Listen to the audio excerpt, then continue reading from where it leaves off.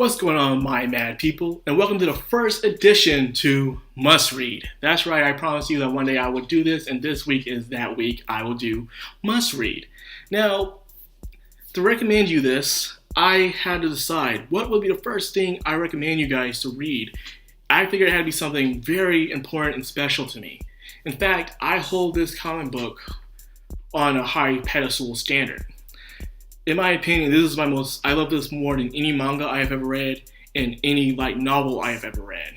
This is my most favorite graphic novel, and ironically it was created by Marvel, but during the year 2007, called Runaways. Now before I get into Runaways, let me tell you why this comic book is so special to me. During the year of 2010, I was about to start my junior year in high school, and I was excited because I get to be with all my friends and build my reputation more as a junior. And I was one more year away from being a senior, where I can just have my high school dream life to a nice closing conclusion, because I knew these people since the 6th grade in middle school, so you can see how excited I was. However, due to some unforeseen circumstances, we had to move all the way to the freaking country, and to a new school, of course. And when you're in a country, there's nothing out there. There's no stores, there's no shopping districts, no malls, no GameStop, no nothing. And the internet there really sucked, and living conditions weren't really up to tight. So I was just pissed. I couldn't stand anything. I was just angry, upset. Like, why did this happen? And where it didn't need to happen. It really didn't need to happen. We could have stayed where we were, but it's because, when you're a teenager, you have no real control over your life and what happens to it. So unfortunately, you have no choice but to shut up and go with it, especially if you have nowhere else to go.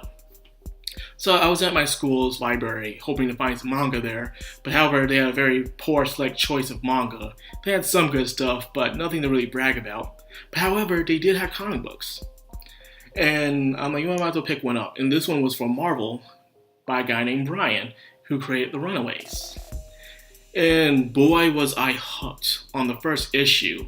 Like, I was expecting this to be some everyday average, teenage superhero thing like Spider-Man or the Young Avengers, or even Teen Titans. But no, these guys were completely different. They were like the anti-heroes. They're like Teen Titans or Young Avengers, but the exact opposite of them. They did things their way. They didn't have no code of honor. They had rules, but those rules were just tell them to keep their heads underground. So when I was going through this difficult time, I was really immersed into this world that this guy created, and I just loved it so much. There were Easter eggs to other heroes like Spider-Man, Wolverine, the Avengers, the Secret Wars, Civil War, and even Marvel Zombies. There were so many things that the Runaways were actually involved with, but only behind the scenes because they didn't want to be discovered. It was just a group of runaway teenagers who wanted to live their life in peace and have no one on their turf. So this comic book encouraged me to continue drawing, to create a different kind of art style for my work, and even being more immersive in my own comic books as well, which I'm still in the process of making right now. So this comic book was just, it saved me in a way. And I know it sounds crazy, but it really did. I was going through a very depressive time, and I was just engaged in the story. It was a form of escapism that I really needed at that time. So thank God for The Runaways. It was very pleasing. In fact, the series, believe it or not, is extremely popular among the masses. It itself was so popular. Did you know, before they were planning to create the Avengers, they were planning to create a Runaways movie first? That's right. I remember one day I was in college, I was watching on IGN that they were planning to make a Runaways movie. However, it was canceled because they decided to do the Avengers movie instead. Like, they were planning to do a lot of underrated series that were really popular among the masses and bring them to the big screen. But then when Disney bought Marvel, they're like, nah, we're going to do more Avengers. We're going to do this mainstream line of superheroes. I was mad at first, and I realized the adaptation would probably suck because the story involves, in a way, a lot of crossover of a lot of superheroes and villains for the story to work with the Runaways. Like villains like Ultron, Doom, the Avengers, the Young Avengers, Cloak and Dagger. They ran with so many different superheroes and villains in the story. It probably would have sucked if I saw it in theaters all rushed up. So I got over it. Until recently, during the year 2017, Hulu released a live action live action web series about it on Hulu, and it was good. Sure, they didn't do everything based off the comic book because they couldn't have the rights to all the superheroes and villains, so they had to do their own thing to make it very exclusive. But what they did was fantastic, and it was well received by audience and critics altogether. So it made me wonder how something like this, and compared to the live action Titans right now, is how one is accepted and the other one is rejected. It is all based on how you keep the characters as they were.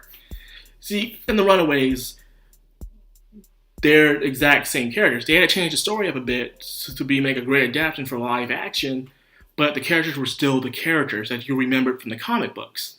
Now, when it comes to tie-ins, which I believe it's okay, but the characters aren't the characters you remembered, such as Teen Titans or even the regular comics. You know, Raven was a very gothic but yet quiet girl who did deal with her emotions, so she wasn't that emotional as she is in the live action show, and because of that, people enjoyed her more in the Teen Titans, because when she did reveal her emotions, it was very special and unique because she's not used to revealing her emotions. Starfire was a very cheerful girl who was kind and peppy, even in the comic books in a way. But in this one, I kind of do like Starfire, and they did change her outfit, but it wasn't as good. But anyways, yes, I'm getting off a topic. I just want to say how these two series were put together, but yet loved. Now, back to the comic books. Now, like I said, the Runaways were a group of 6 teenagers who would get together every so often during a charity event that their parents were holding. But however, it wasn't just a charity event. Turns out it was an underground meeting that they would get together and slay an innocent soul to offer it to the gods. And these gods would prepare for the day of reckoning, where they would restart the world and have their children be in it. So the teenagers found this out and decided to, run away. They tried to expose their evil actions to the cops or even any form of government or even other superheroes, but however, the parents were like the Illuminati. They controlled all of California, and they knew what the teenagers were up to every step of the way. Because of that, it was very difficult to really handle the situation. I'm not going to spoil more than that because it gets really immersive and crazy, and the twists are just out of nowhere. But yes, this is indeed my most favorite graphic novel of all time, because the way they deal with it, how they show the other superheroes and villains, and the characters themselves are so immersive. Even the main character, and how I love how smart he is. You know, he has no powers or can't even fight, but he is extremely smart and a great strategy maker. And I can't get any more into that because, spoilers. But yes, I highly recommend Runaways. It's really good. It's special. And by the way, season 2 of The Runaways is coming out next month. And boy, oh boy, I cannot wait. I am so glad that they did decide to adapt this. I was surprised that Hulu did. I was expecting someone like Netflix or someone to do it instead, but instead Hulu is doing it. Okay, Hulu, you finally have my attention. Like, last time I ever watched anything on Hulu was that one series called Booth at the End. It only had to deal with one setting, but yet it was so amazing for how they were doing in storytelling and character development just by talking at a booth in a diner. But I'm getting off topic here. This is about the reading of your must-read. Yes, read The Runaways. It's really good, it's special, it's engaging, the characters are unique, and it's something it's a breath of fresh air, you could say. Even though the series was made back in 2007, it still feels like a breath of fresh air compared to all the mainstream line of superhero movies, where it's always about kind of the same thing. So if you're looking for something unique and different, I highly recommend Runaways. It is special, it's amazing, and you will have a good time reading it. All you do is Google the chapters, and it will tell you where to go watch them, or you can buy them off of Amazon or any other kind of comic book app from Marvel to read them on.